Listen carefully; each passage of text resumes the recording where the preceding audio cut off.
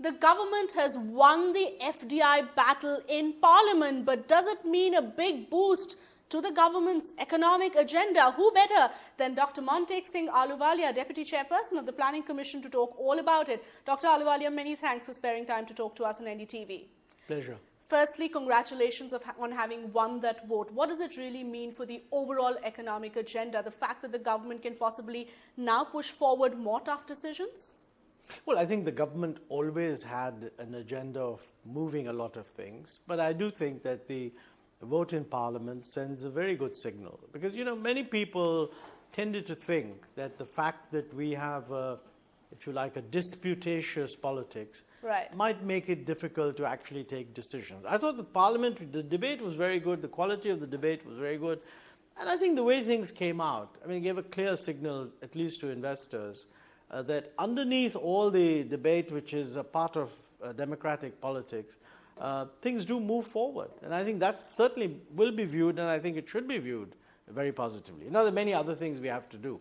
Sure. FDI and retail is only one thing, basically. And many believe it's actually a very small part of it, and it's now the economic agenda really needs to broad base because many critics actually feel that a lot of time has gone into this one measure, which may not really be a game changer as such for the Indian economy. How critical is FDI and multi-brand retail as such?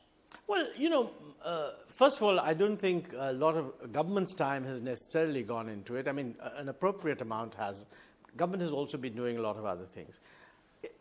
By itself, I wouldn't call FDI and retail the most important reform. But, you know, the expansion of modern retail is very, very important.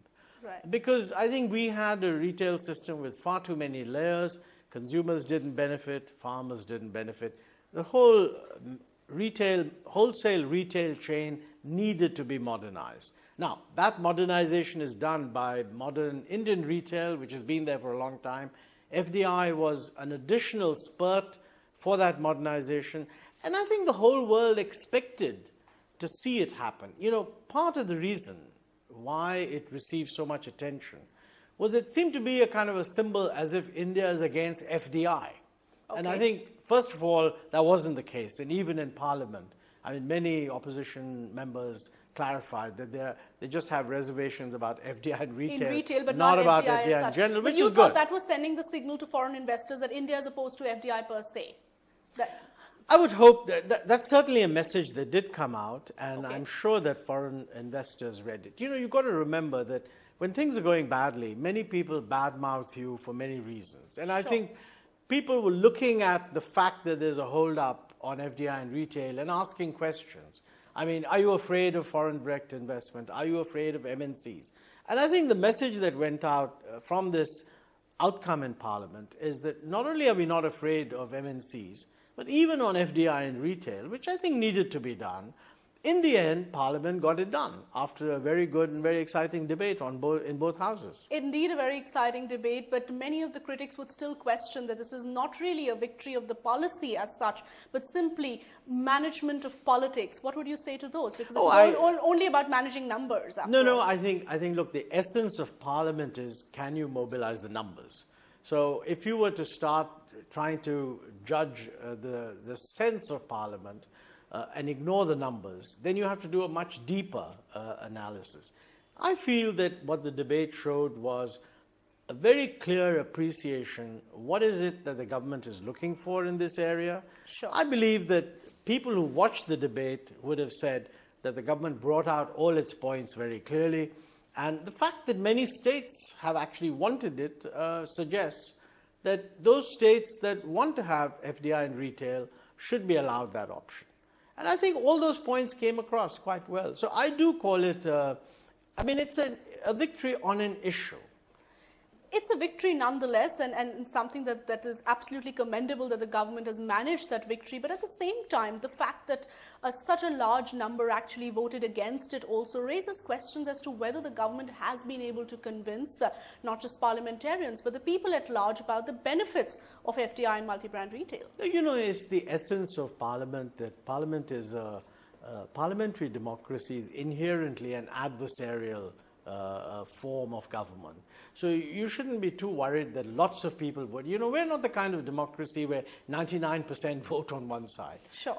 I would say that in the House, certainly in the Rajya Sabha, the numbers were more in favor of the government than many people were saying. Okay. So I think looking at those numbers, and then the rule of parliamentary democracy is that, you know, when you've gone through parliament and you've lost the vote, then you shift the focus of attention to other things and let's get on with whatever was being discussed. I think that's progress. Okay, just in hindsight, the government was obviously not very keen on a vote in Parliament on this issue. Now that the vote has happened and the government has won the vote, do you think in hindsight it's actually good that it happened? Because as you're saying, it's going to send out that big positive signal to foreign investors. Well, this is a difficult one. It's outside my area of competence. I mean, sure, it's but an just issue of parliamentary tradition. I mean, government was never against having a debate. Right. As a matter of fact, we had, I think, said in the last session that rather than resort to obstructionism, let's have a debate on this on the subject. And you know, one view of how parliamentary debates should happen is that obviously you vote on laws, and on other things you debate and you discuss. And if you don't like what the government is doing, you bring a vote of no confidence. Right. But you don't sort of have a vote on every issue that is relevant to discuss. And I think there's some merit in that approach. In this particular case, clearly the government felt that, you know, enough people wanted this to be discussed and they didn't mind having a vote in the end. And whether we should make this a habit or not, I don't know. India's #1 news app just got even better. Download NDTV's new app. Fully optimized for retina display. Full screen view. Faster response time. And Sudoku. NDTV's new iPad app.